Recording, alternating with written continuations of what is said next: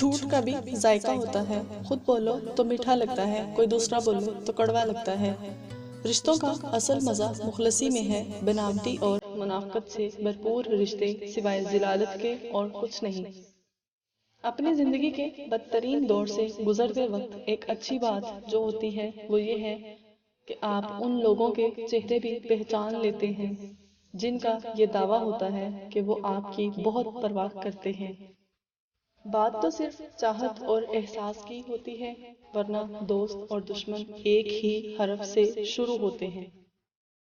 زندگی میں ہمیشہ وہ لوگ پرسکون رہتے ہیں جو پوری نہ ہونے والی خواہشوں سے زیادہ ان نعمتوں پر شکر کرتے ہیں جو انہیں اللہ نے عطا کی ہیں۔ انسانوں پر بھروسہ کر بھی لیا جائے تو وقت اور حالات پر نہیں کیا جا سکتا۔ وقت اور حالات وہ چیز ہیں جو ہر جذبہ، ہر رشتہ بدل دیتے ہیں۔ امید نہ رکھ اس دنیا میں کسی سے ہمدردی کی، بڑے پیار سے زخم دیتے ہیں شدت سے چاہنے والے۔ منافق انسان سب کچھ ہو سکتا ہے لیکن قابل اعتبار نہیں ہو سکتا۔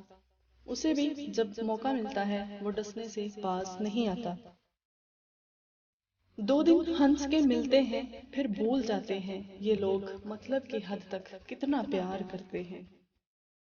اپنی اولاد کی طرف دیکھ کر الحمدللہ بھی پکارا کرو، پتہ نہیں کتنے لوگ ترستے ہیں اس نعمت کے لیے۔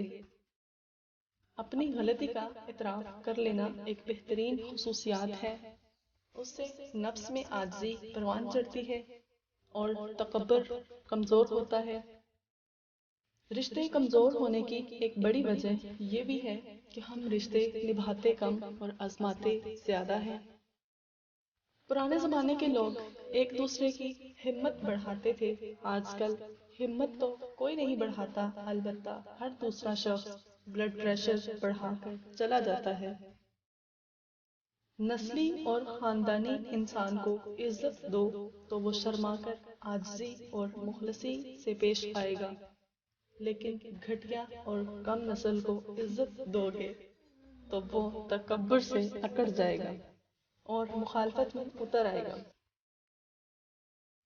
جانور جب بھوکا ہو یا خطرے میں ہو تو انتہائی خطرناک ہوتا ہے، اور انسان جب پیٹ بھرا ہوا ہو، طاقتور ہو تو انتہائی خطرناک ہوتا ہے۔ برائیاں بھی ہیں اور خوبیاں بھی ہیں مجھ میں، ڈھونڈنے والے تو سوچ تجھے کیا چاہیے۔